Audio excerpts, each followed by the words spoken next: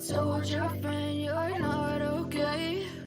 And tell me what's wrong and why you never said you felt that way. Guess you're trying to stay strong and fake a smile until I look away. But I've known you too long, it hurts to watch your blue eyes fade to gray as you fade away, as you fade away. I know. Mary here again. Thank you for joining me. Oh, I'm sure we can all breathe a sigh of relief now that BK is safely behind bars. We got to see the affidavit the other day, so I always like to review the readings that I get just to see the accuracy or where I could improve my interpretation.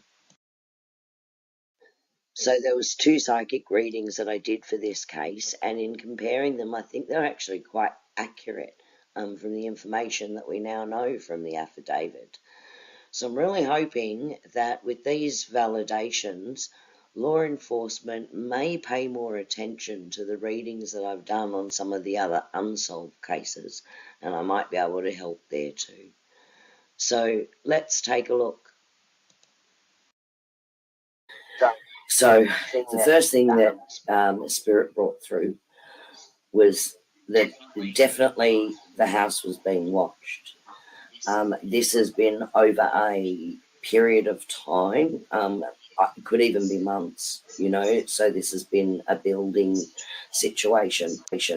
So while I don't feel that this was what I would call, someone they know really well, I think it's someone that they know of or would recognise, so they would see them around fairly regularly.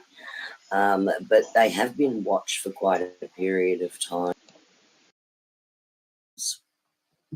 What I need to say is that this was very methodical and it was planned.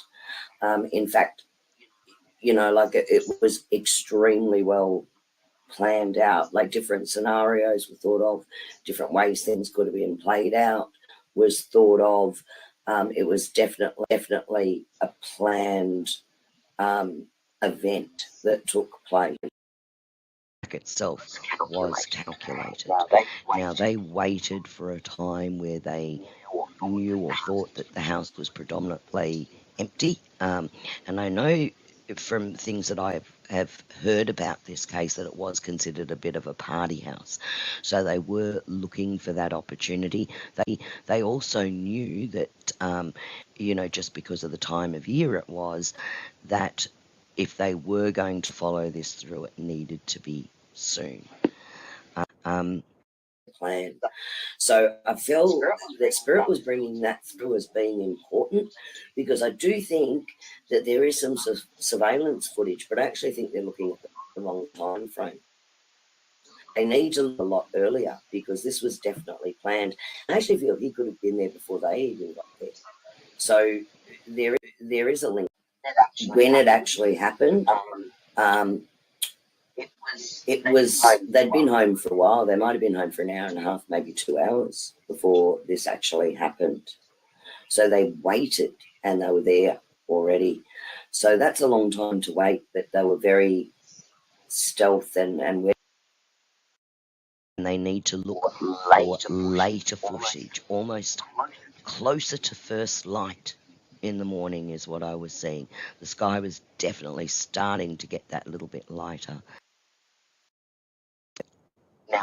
Now, I also got through that they may have applied to law enforcement. They may have tried to become a police officer or security, because they showed me uniforms.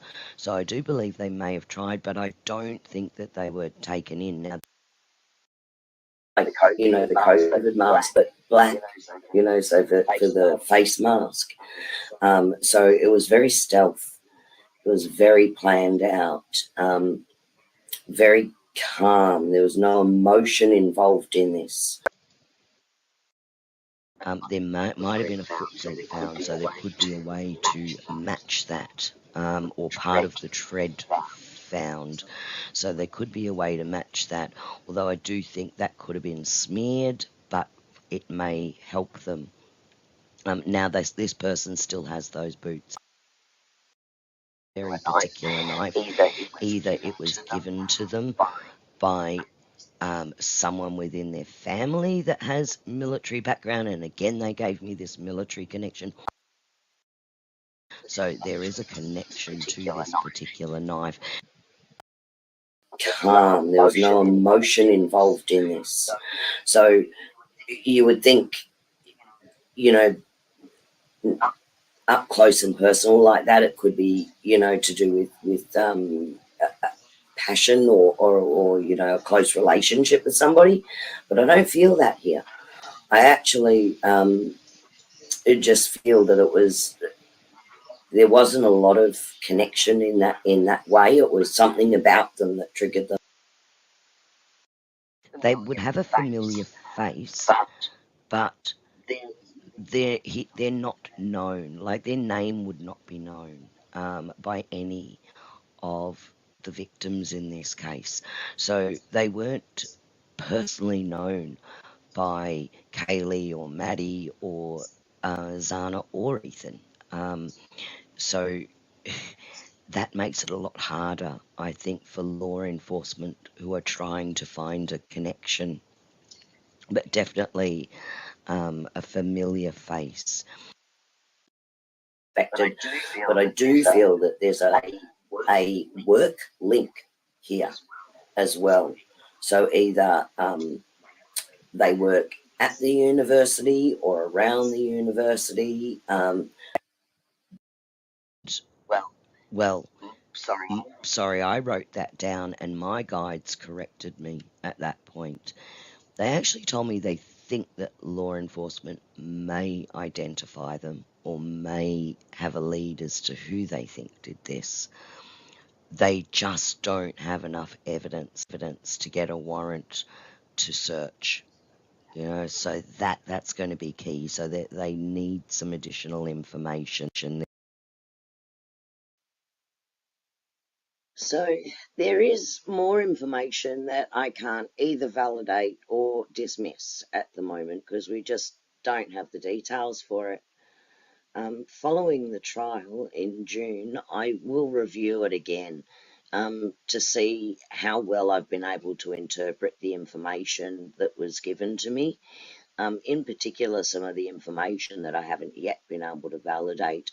So the motive that they gave me, you know, the why behind it all, and why these particular victims were actually targeted, why it was, you know, Kaylee and Maddie and Zana and Ethan.